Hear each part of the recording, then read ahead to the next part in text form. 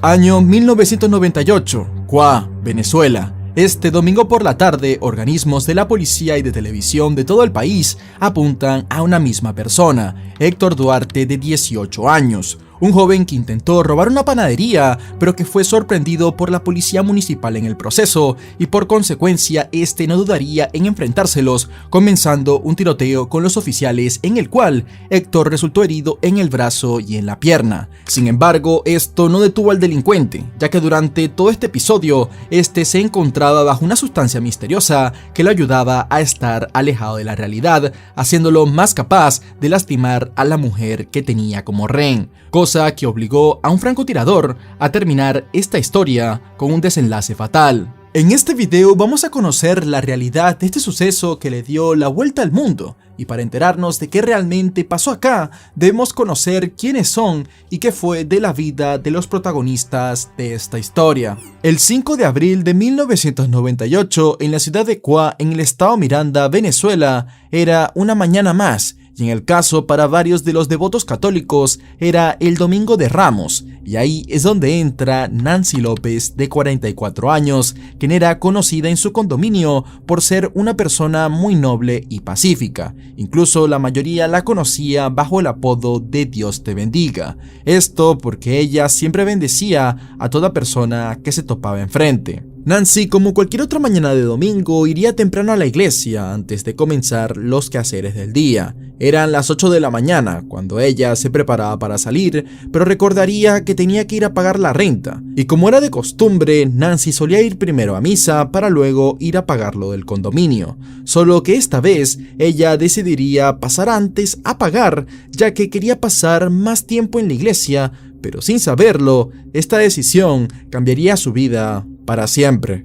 Por otro lado, en la ciudad de Cuá estaba Héctor Duarte Bajamonte, quien era un joven de 18 años que intentaba robar una panadería con una pistola y quien al parecer se encontraba bajo los efectos de algún tipo de sustancia, la cual tomó posiblemente para llenarse de mayor valentía y no dar un paso atrás en su misión. Se sospechaba que Héctor provocó este intento de asalto porque buscaba dinero para poder comprarse más drogas, pero él no contaba con ser sorprendido por la policía municipal y al estar bajo los efectos de lo que sea que se tomó, Héctor no dudó en enfrentárselos, comenzando un tiroteo, el cual resultó con él herido tras recibir un disparo en el brazo y otro en la pierna. Ante esto, el delincuente entró en pánico, huyendo del lugar para buscar salirse con la suya, pero por estar tan herido no pudo irse muy lejos, por lo que solo encontraría un condominio cercano, en el cual entraría para refugiarse de los policías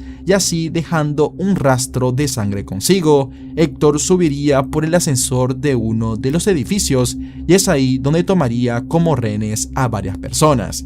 Entre ellos una señora que estaba bajando por las escaleras después de haber pagado la renta. Nancy no comprendía qué era lo que estaba pasando, ya que al ver a Héctor, este solo le indicaba que entre de nuevo al lugar de administración, que era de donde ella había salido de pagar la renta. Ante esto, la señora se mostró muy serena y mantuvo la calma, indicándole a las demás personas que sigan las órdenes del hombre que tenía la pistola, pues se percató de las heridas de Héctor, y es ahí donde comprendió que algo muy malo estaba pasando. La situación presente era muy tensa para todos, sobre todo para Héctor, quien trataba de demostrar que no tenía miedo y que tenía todo bajo control, pero en un momento a este se le cayó el arma mientras salía del ascensor, y como esta no es que estaba en el mejor de los estados, comenzó a dispararse sola, hiriendo por accidente a dos personas, quienes eran una señora presidenta del condominio y aparentemente también a un niño de 9 años,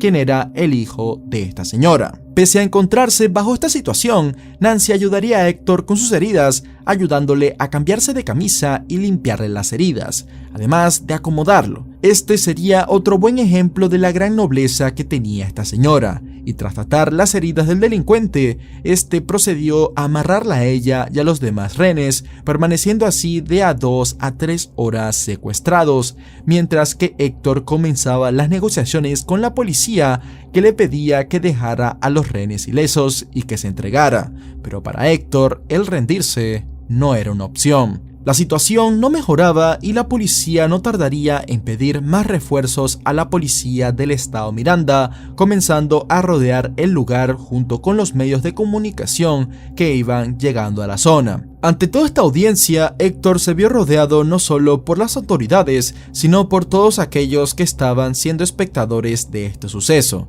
y como acto de desesperación, el criminal tomó la decisión de dejar ir a la familia que tenía retenida en el lugar, y esto lo hizo solo para tomar a Nancy como su única rehén principal. De esta manera, ambos comenzarían a bajar del edificio juntos, pero en las mismas palabras de Nancy, al bajar del edificio, ella veía que en cada piso habían policías que eran como unos ángeles que la resguardaban. Ella los consideraba así porque durante este momento de tensión donde hasta muchos profesionales suelen meter la pata, no pasó nada y nadie hizo nada imprudente, dejándolo salir por la puerta principal del edificio, en donde Héctor decidió pararse justo enfrente de una licorería cercana con el fin de que la policía ahí mismo le otorgara un vehículo que le permitiera escapar hacia Caracas sin que nadie lo persiguiera. Durante todo momento, Héctor no dejó de apuntarle con su revólver a Nancy en la cabeza, dejando en claro con sus palabras y actitud que no tenía nada que perder, demostrando ir en serio con sus amenazas. Toda esta situación hizo que más allá de los vecinos de la cuadra, llegaran muchas más personas de todos lados que querían ver qué estaba pasando y qué iba a suceder. Además, el secuestro comenzaría a ser transmitido en vivo por un canal de televisión nacional llamado Venevisión. Y frente a este giro de sucesos, la policía judicial PTJ que había llegado comenzaría a establecer un perímetro en la zona, pidiéndole a la gente su colaboración de que guarden silencio absoluto para no crear más disturbios. También se comunicarían con agentes especializados para iniciar los primeros intentos de una mejor negociación con Héctor Duarte a cambio de la vida de Nancy, ya que este no planeaba entregarse tan fácilmente. Dentro de todas las personas que estaban detrás del perímetro se encontraba Iván Simonovic, quien era el líder del BAE o Brigada de Acciones Especiales. Este grupo, el venezolano lo había entrenado con tácticas y armamento de diversas fuerzas policiales estadounidenses y del GSG-9, que es la unidad de operaciones especiales de la policía alemana. Y los oficiales que se encontraban detrás de esta misión tenían la presión de no defraudar al país entero, ya que el suceso estaba siendo transmitido en televisión nacional y en los últimos años los cuerpos policiales venían de cometer varios errores que se habían pagado con la vida de civiles inocentes, como por ejemplo la tragedia de San Román y el secuestro de Terrazas del Ávila. Y si quieres que le haga un video a estos sucesos, déjamelo aquí abajo en los comentarios y suscríbete al canal para que no te pierdas dichos videos cuando salgan. De esta manera, ante la presión que tenían encima, el escuadrón comenzó a desplegarse acorde a las órdenes de Simonovic y así se ubicaron 4 francotiradores enfrente de un edificio en zonas estratégicas. Por otro lado, horas antes, Milagros, quien era la hija de Nancy, escucharía los disparos y el ruido de la gente mientras corrían e intentaban escapar del tiroteo que sucedía en la panadería. Rápidamente ella se asomaría a la ventana que tenían en el cuarto y al ver todo lo que estaba sucediendo, comenzaría a buscar a su madre muy asustada de que le pudiera haber pasado algo. Así, Milagros inmediatamente saldría para tomar el ascensor y al abrirse las puertas, es ahí cuando ve la gran cantidad de sangre que había dentro. El temor solo aumentaba al no encontrar rastro de su madre e iría preguntando a cada una de las personas que se encontraban en el edificio si habían visto a Dios te bendiga, que era el apodo por el cual mayormente conocían a Nancy en el lugar. Pero al no recibir respuestas, ella llegaría hasta abajo preguntando por su madre. Y una vez que Milagros ya estaba en la calle con toda la gente que estaba ahí reunida, es donde se daría cuenta que Héctor tenía a su madre como rehén retenida bajo su brazo herido que manchaba de sangre a Nancy hasta el punto de empaparle toda la ropa, además del rosario que llevaba puesto. Al ver esta escena, sin pensárselo 2 veces, Milagros saldría corriendo y gritando a los municipales que la dejen pasar porque era su mamá la rehén que estaba siendo apuntada en la cabeza. y ante esto uno de los municipales la tomó por la espalda deteniéndola antes de que pasara a la zona restringida e indicándole que no podía ir para allá porque podría empeorar la situación. Pero Milagros no se tranquilizaba, por lo que la encerrarían en una especie de patrulla a la que se referían como la jaula. Y una vez dentro, la joven no paraba de golpear el vehículo por la desesperación e histeria de ver a su madre en peligro, permaneciendo ahí desde las 2:30 de la tarde hasta las 7 de la noche. Cosa que es una mera pesadilla, ya que imagina estar 4 horas y media sin poder hacer nada, sabiendo que tu madre está ahí fuera en esa situación. Y es que la policía necesitaba que todo estuviera en absoluta calma para que los especialistas pudieran mantener todo bajo control, sin que nada altere o interrumpa el plan de negociación con el secuestrador y que pueda herir a más personas o que acabe con la vida de la misma señora Nancy. Las horas pasaban y Héctor no dejaba de lanzar amenazas de muerte hacia la señora Nancy, pero ella se mantuvo calmada durante el secuestro e incluso hablaba con él en algunos momentos durante las varias horas del secuestro. Nancy le preguntaba cosas como ¿por qué estás actuando de esa manera? ¿Qué te hace falta?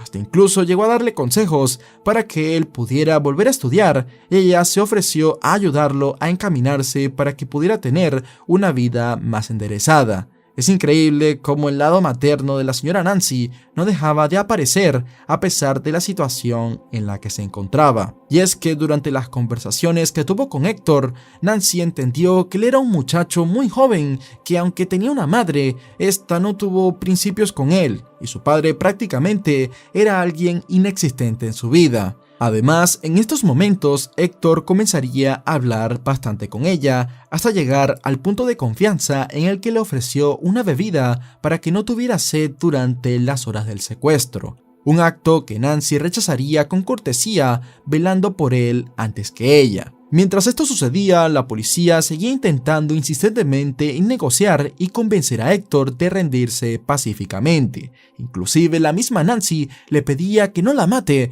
bajo la excusa de que estaba embarazada, algo que no era cierto, pero pensaba que eso tal vez la ayudaría a librarse. Aún así, Héctor repetidamente rechazó todo esfuerzo de negociación, haciendo que pasaran las horas y cada vez más se podía sentir en el ambiente que este suceso iba a tener un desenlace fatal. Sin embargo, los analistas seguían hablando de los 3 posibles escenarios que podían desarrollarse. El primero era que Héctor desistiera bajando el arma y que dejara libre a Nancy, algo que era muy poco probable. El segundo era que en cualquier momento el revólver se podría disparar, ya que este estaba lo suficientemente montado, desatando un absoluto caos, algo que claramente Héctor sabía a pesar de estar bajo sustancias. Y el tercero era que uno de los francotiradores le disparara a Héctor acabando con todo. Pero eso era muy riesgoso, ya que el disparo podría impactar en Nancy o fallar haciendo que Héctor empezara a tratar de llevarse a quien pueda consigo para el otro lado. Con esto en mente, los minutos pasaban y un camarógrafo que estaba en la multitud de nombre Michelet Castellanos, a través del lente de su cámara, pudo observar algo que los oficiales presentes no podían ver a pesar de la distancia en la que se encontraban. Y es que al camarógrafo le preocupaba mucho la actitud y expresiones de Héctor. El joven parecía estar en un estado psicótico, riendo todo el tiempo y dando como hecho de que iba a morir. Pero lo más preocupante eran los movimientos inusuales que hacía con la mano con la que sostenía el arma. Michelet le comunica de este detalle a los comisarios para que puedan observarlo también a través de la cámara, y es ahí donde logran ver que la verdadera intención de Héctor es prepararse para dispararle a Nancy, ya no como una amenaza, sino como un hecho que va a suceder. El arma que tenía Héctor era un revólver, el cual para poder dispararlo necesitas hacer 2 acciones, y él lo tenía en una sola acción, ya que el martillo de la pistola estaba hacia atrás, Esto quería decir que con solo un poco de presión que él ejerciera sobre el gatillo o el disparador, se produciría un disparo mortal que iría directo a la cabeza de la señora Nancy. Los comisarios comenzaron a conversar sobre este detalle analizándolo a través de una serie de códigos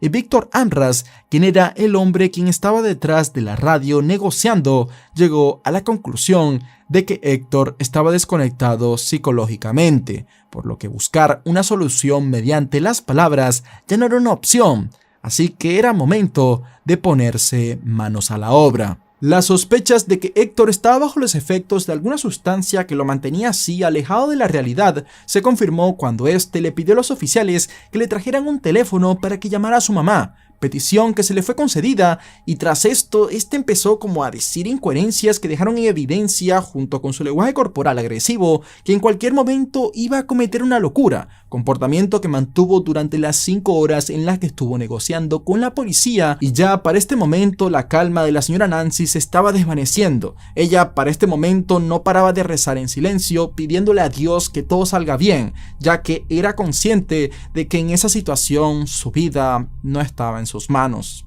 Y así, tras casi 7 horas desde el intento de robo a la panadería, Iván Simonovic daría la orden de acabar con las negociaciones.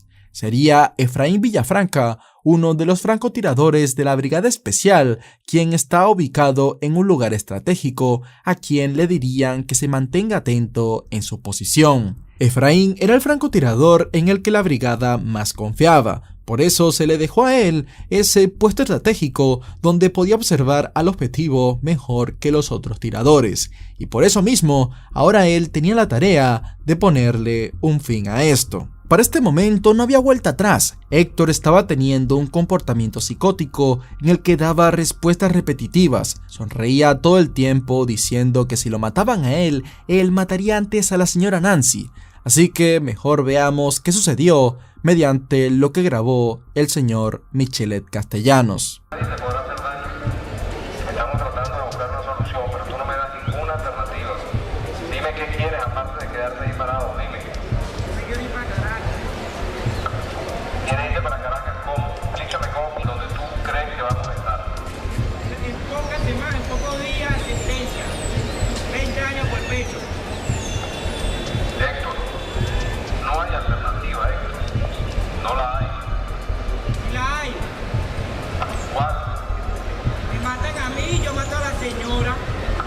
Eso no es ninguna alternativa, Héctor.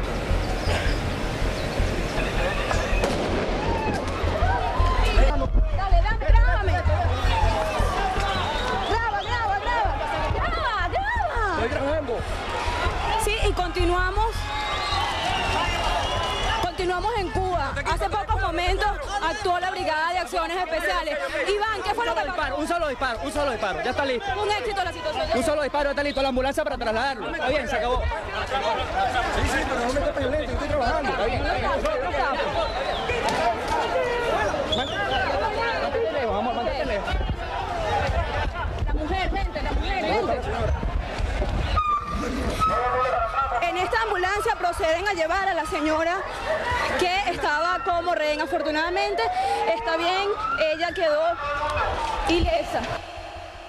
La operación fue un éxito por parte del VAE. Efraín, con un solo disparo, neutralizó a Héctor, quien a pesar de que fue subido a una ambulancia de inmediato, perdió la vida. La señora Nancy también recibió atención médica al instante, y hasta este punto todos conocen la historia, pero lo que pasó a continuación fue algo de lo que no se dio mucha difusión en los medios tradicionales. Por el operativo se consideraba a Iván Simonovic como un héroe en todo el país por ser la cara visible detrás de esta operación. Pero en el año 2004, fue acusado y arrestado por el gobierno de Hugo Chávez por la masacre de El Silencio, que fue un suceso en el cual perdieron la vida 19 personas que estaban marchando antes de que se realizara el golpe de estado fallido al presidente Chávez en el año 2002. Según para varios medios internacionales como nacionales, este juicio tuvo varias irregularidades, y Simonovic no merecía recibir la pena máxima, que en Venezuela son 30 años. Siempre se le consideró un preso político y mucha gente pedía su liberación, pues consideraban injusto su arresto. Sin embargo, Simonovic en el año 2019 logró escapar del arresto domiciliario en el cual estaba desde el año 2014 y ahora se encuentra en libertad viviendo en los Estados Unidos. Por otro lado, el periodista Luis Olavarrieta hizo la única entrevista mediática a la señora Nancy tras los sucesos, y acá la mujer declaró cosas que pocos conocían. Ella comenta que después del disparo del francotirador le tomó un poco de tiempo volver en sí misma, porque en ese momento solo escuchas el sonido de la detonación sin saber qué pasó, y ella ya había entregado su vida a Dios, tenía la mente en blanco y se sentía en paz, lista para lo que sea, un acto de valentía total. Más si tomamos en cuenta que ella no perdió la calma y al día siguiente se fue a presentar a trabajar como si nada hubiese pasado, pero tanto su jefe como su familia se lo impidieron para que descansara. Sin embargo, esto no iba a ser posible, pues resulta que el padre de Héctor comenzaría a acosarla a ella y a su familia al punto de amenazarlos de muerte por lo que le pasó a su hijo, cosa que explicaba el bajo ejemplo paterno que recibió Héctor, ya que si el hombre quería buscar un responsable por lo sucedido, la señora Nancy era la última persona a la que podía culpar. Sin embargo, esto dejó a la mujer con temor y sin opciones, así que tuvo que mudarse de su casa e irse lejos por un tiempo. Y como si esto fuese una pesadilla sin fin, al poco tiempo su vivienda sería invadida por una mujer desconocida que la empezó a usar como un cuartel para sus actividades ilícitas. Pero con el pasar de los meses, Nancy junto con sus hijas lucharon por recuperar su vivienda hasta que finalmente lo lograron, y ahora ella sigue haciendo su vida en la ciudad de Kwa, en donde todos recuerdan el trágico episodio que vivió hace más de 25 años. Lamento decir que este video termina acá, espero que te haya gustado y si es así deberías ver el caso de Don Alejo Garza, un hombre que le hizo frente completamente solo a la organización criminal más peligrosa de todo México. Esto realmente es increíble, así que corre a verlo.